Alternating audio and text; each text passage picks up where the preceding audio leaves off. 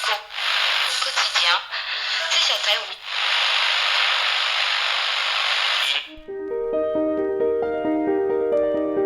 Welcome to the second season of True Crime Naija.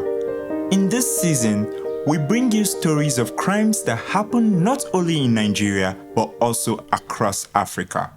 We hope that by sharing these stories, we all become more aware of the types of crimes that happen here. And by becoming aware, we become smarter at detecting and hopefully preventing similar crimes. This episode and other episodes of True Crime Naija can be found on our 234 Audio YouTube channel, on Apple Podcast, Google Podcast, Spotify, TuneIn Radio, and wherever you get your podcasts. Okay, let's get started. It's Friday, the 12th of March, 2021, and Jennifer Wambua is in a taxi on her way to Ngong Forest. Jennifer looks out of the window as the taxi weaves through Nairobi's traffic. Everything seems to be moving so fast. Jennifer closes her eyes and rests her head against the window. She's tired and her body still aches from the car accident she had a few days ago. Her eyes are closed, but her mind is still racing with thoughts of the upcoming court case, where she's scheduled to testify.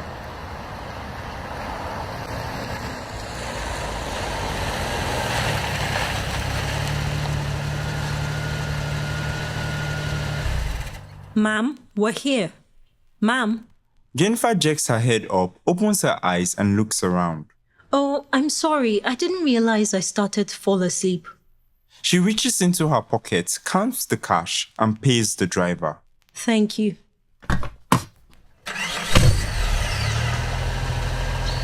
Jennifer is at the entrance of Ngong Forest, one of the few natural forests in Nairobi, the capital of Kenya. The forest is a sanctuary where people go to hike, camp, picnic, and it's also a site where many who are in search of spiritual guidance go to pray. Jennifer pauses for a second to look up at the wall of pine and cypress trees that cover the forest entrance. Some of these trees are over 1,000 years old, and for centuries, they've provided protective space for so many prayers. As she looks up at the trees, thoughts are racing through her mind. There's the upcoming corruption case she's expected to testify in. Then there's so much office politics at her job. And if that's not enough, there's the car accident she had just a few days ago.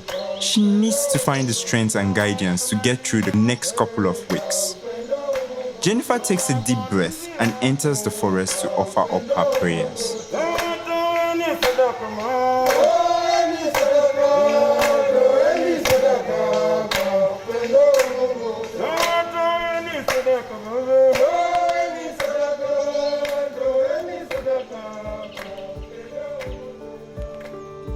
Hi, I'm Nabilah. I'm Richard. And I'm John. And this story could save your life.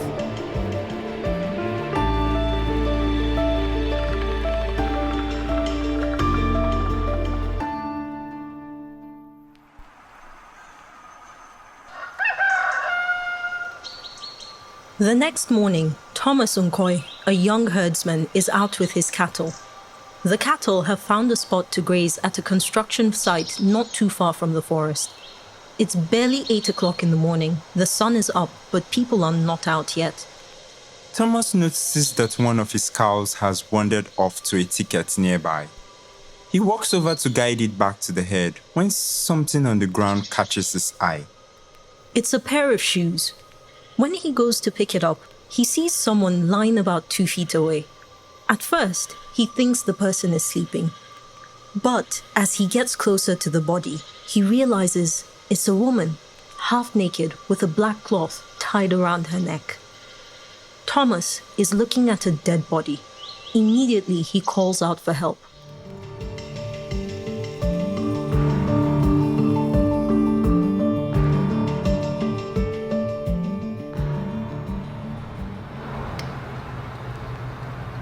It's Saturday, March 6th, 1 week before Jennifer went to pray in the forest. That evening, Jennifer is alone in her Jeep, driving through Machakos town. Machakos is less than a 2-hour drive east from Nairobi. Jennifer grew up in this town. It is where she's from. She lives here with her husband and their 3 children. The people of Machakos know Jennifer well. She's a veteran journalist and now works as the acting director of communications at the National Lands Commission, NLC. As Jennifer is driving, she's lost in thought. She's thinking of the court case she's scheduled to testify in. It has been on her mind for days now. She will be testifying against a member of the Kenyan parliament and a former permanent secretary who have both been accused of embezzling over 122 million Kenyan shillings. That's equivalent to over 460 million naira and about 1.1 million US dollars. That's a lot of money. Yes, and it's a high-profile case. But why would Jennifer need to testify? Well, according to prosecution counsel, she had evidence of government fraud. It appears that some advertising contracts awarded by a government agency on behalf of her office were fabricated and never approved. Now, Jennifer is so deep in thought that she doesn't realize she's drifting out of her lane. By the time she notices and hits her brakes, it's too late. Her car slams into the back of the truck that's driving in front of her. Both Jennifer and the driver of the truck are fine. They are able to pull their vehicles out of the way and wait for a traffic officer to arrive. The officer arrives, assesses the situation, files an accident report at the Machakos police station, and refers the case to the insurance companies of both drivers. Sounds pretty straightforward. Yes, it was, but the accident still leaves Jennifer shaken. So on Monday morning, she goes to her boss to ask for some time off work. Jennifer shows her boss pictures of the damaged car and tells her about the incident. She still hasn't gotten over the accident and tells her boss that she feels depressed. That's not good. No, it's certainly not. And her boss is so worried she gives Jennifer 5 days leave of absence to rest and get herself back to normal.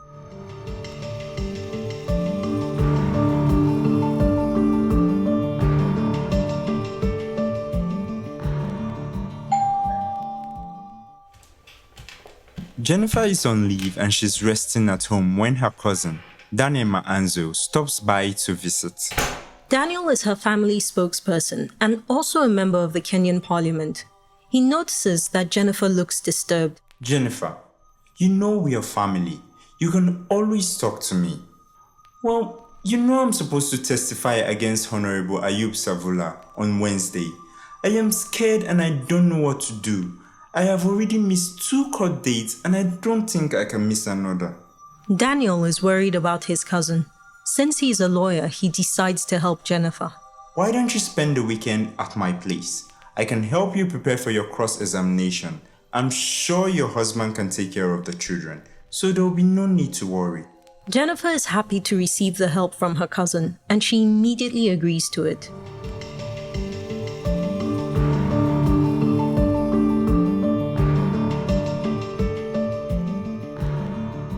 Now, remember that Jennifer had taken the week off from work? Right. Well, by Friday, she felt like going into the office.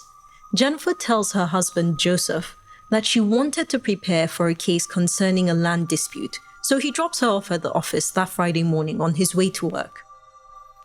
Now, Jennifer's husband, Joseph, works at the Ministry of Agriculture, which is not far from Jennifer's office. After dropping Jennifer at work, he goes to his office. He wanted to get there early because he had plans to take the car to the mechanic later that day. While Joseph is at work, he calls Jennifer's phone a few times, but she doesn't pick up. It is normal for Joseph to speak with his wife over the phone in the course of the workday, and she would normally pick up or return his phone call if she was busy. So when Jennifer doesn't pick up, Joseph doesn't think anything of it, and he figured she'd just call him back whenever she was free. Around 11 a.m., Joseph decides to take the car to the mechanic. After the mechanic is done with the car, Joseph inspects it to ensure everything is intact. Yeah, that makes sense. I do that too. Me too. But Joseph notices something out of place. He sees Jennifer's handbag, her phone, and her lunch in the boot, the trunk of the car. That's odd. I thought he dropped her off at the office. Wouldn't she need all those things? Exactly. However, it does explain why she wasn't picking up her phone when Joseph called her. So when he realizes these things are in the car, He decides to take them to Jennifer's office before going back to work. But when Joseph gets to Jennifer's office, what he finds out shocks him to the core.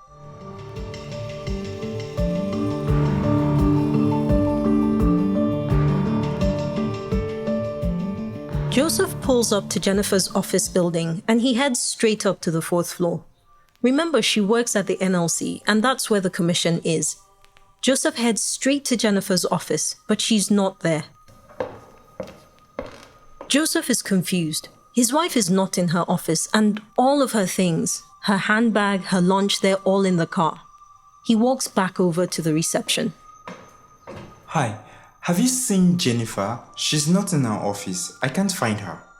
The receptionist knows Joseph. He's a familiar face at the commission. She looks up and immediately sees the worried look on his face. Actually, I haven't seen her this morning. Joseph feels dread in the pit of his stomach. This is strange. But I dropped her off here this morning before going to my office. Are you sure she didn't pass by while you were talking? Maybe you hadn't arrived when she got here. It was really early. I dropped her off before 7 this morning. The receptionist is sure she hasn't seen Jennifer at all, but she walks with Joseph to other offices to ask around. No one remembers seeing Jennifer that morning. I'm sorry, Joseph, but we would have seen her by now if she was around. Joseph tries to reassure himself. Okay, maybe she wasn't feeling well and went back home. I'm sure I'll see her later at home. But when Joseph gets home, Jennifer is not there. And later that night, he would have to reassure their 3 children that their mother would be back soon. He stays up all night, but Jennifer never comes home and she never calls.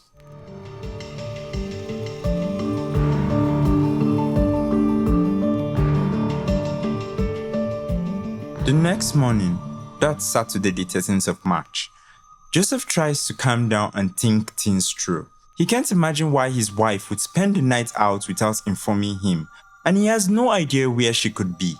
He decides to go search for her. First, he goes back to her office again. Even though it's a Saturday and the office is closed for the weekend, he hopes maybe she might be there. But when he gets there, the building is locked. At this point, he has no other option but to go straight to the Capitol Hill police station. When Joseph gets to the police station to file a report, they tell him to wait a bit longer before filing. It's still morning and she could return home at any time. Have you tried calling her? Her phone is with me. She doesn't have it. I thought maybe she'd find a way to call me by now and ask me to bring her phone, but she hasn't called. The police assure Joseph that they have taken note of the situation and will contact him soon. This is yet another case where the police refused to file a missing persons report until after 48 hours. But we all know that the first 24 to 48 hours are the most critical in a missing person case. I know, it's frustrating, but Joseph has no choice.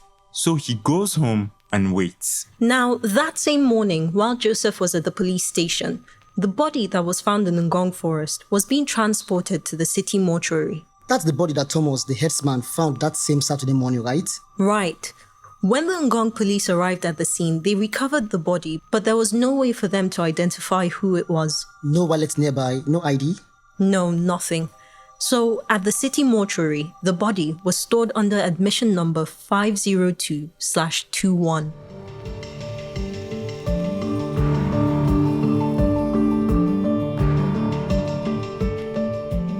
The next day, Sunday, Jennifer has still not returned. Joseph has not received any call asking for a ransom, so it doesn't seem like she was kidnapped. He's as confused as ever, and the children are beginning to get scared. At this point, the police open a case file and they call Joseph back to the station to give an official statement that will help them retrace his wife's last known movements. The police begin their search from the last place Jennifer was seen, her office. As they comb through CCTV footage, they see Jennifer walk into the NLC office on the 4th floor of the building.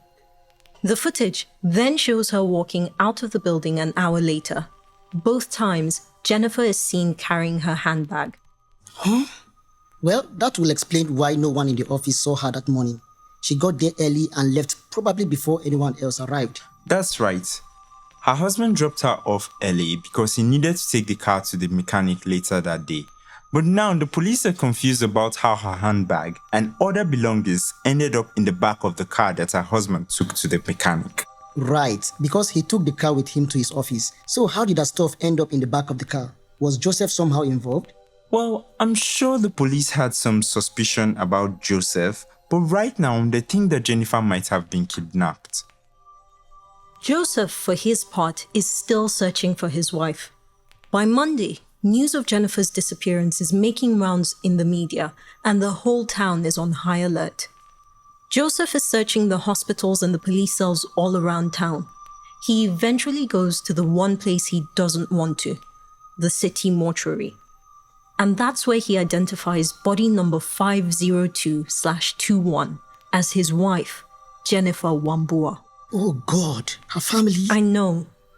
At that point, the case of Jennifer Wambua has gone from a missing persons case to a homicide, and the police immediately begin a forensic investigation. On Tuesday morning, they seal off the area where Jennifer's body was found, and they start to collect whatever evidence they can still find. It has already been 5 days since Jennifer was murdered, so they have to work quickly but carefully. While this is happening, cybercrime detectives pull records of Jennifer's phone calls. In the 5 days before her disappearance, she received dozens of phone calls from unknown numbers. An analysis showed that some of the calls ended before Jennifer could pick up. She also spoke to her pastor a lot during this time. When the pastor was brought in for questioning, he revealed that he was the one who instructed Jennifer to go pray in the forest. The police believe that was where she was going when she dropped off her handbag in the family car. Wait, what? You mean she was the one that dropped off her handbag in the car? Yes. Security guards at the plaza where her husband parked the car confirmed they had seen Jennifer that Friday morning. When they were interviewed, the guards say she appeared bothered and distracted. Her phone was peeping through her handbag, and we tried to caution her that someone may snatch it. We asked her if she was okay. She did not respond and just walked past us. She unlocked the vehicle, dropped her belongings inside, and left immediately.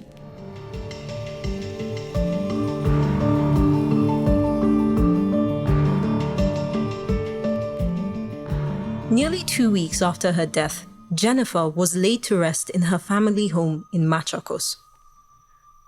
As the police continued to dig into Jennifer's activities prior to her disappearance, they discover some behaviors that appear out of place. Bank statements reveal that Jennifer had withdrawn over 2 million Kenyan shillings from her account 2 days before her death.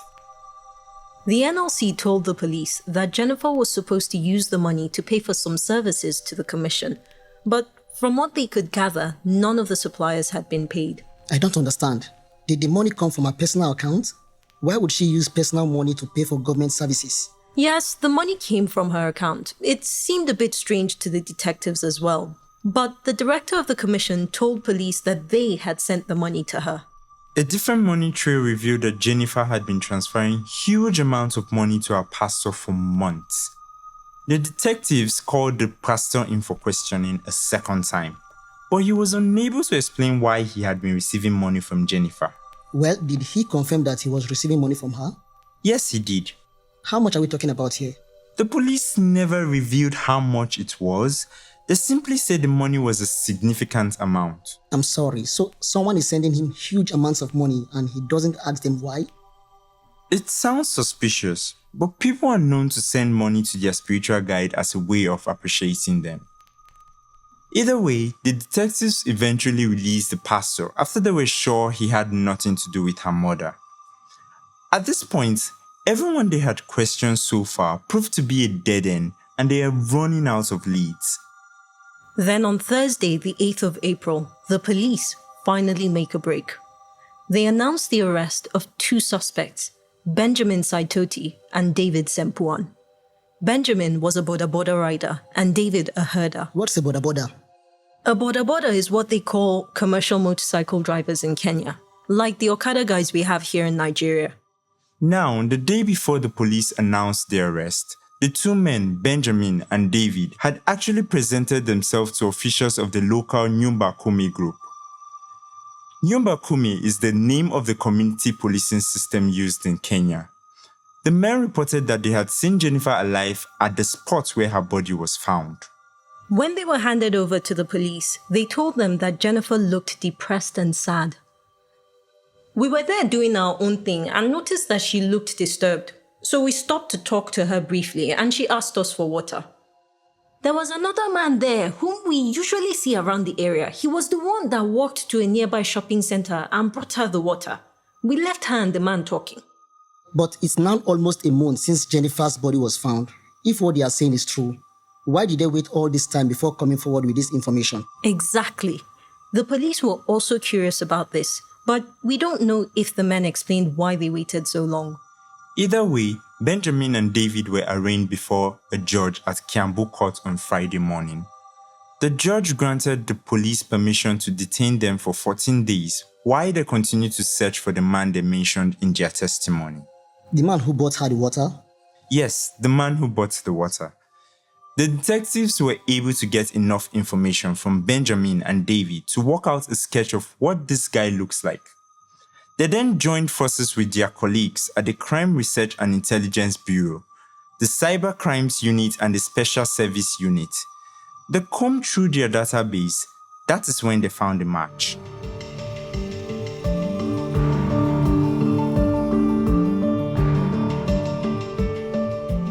The detectives investigating Jennifer Wambua's murder have 2 suspects in their custody, and they have just uncovered a lead to a 3rd suspect, a man called Peter Mwangi Njenga, popularly known as Ole Sankale.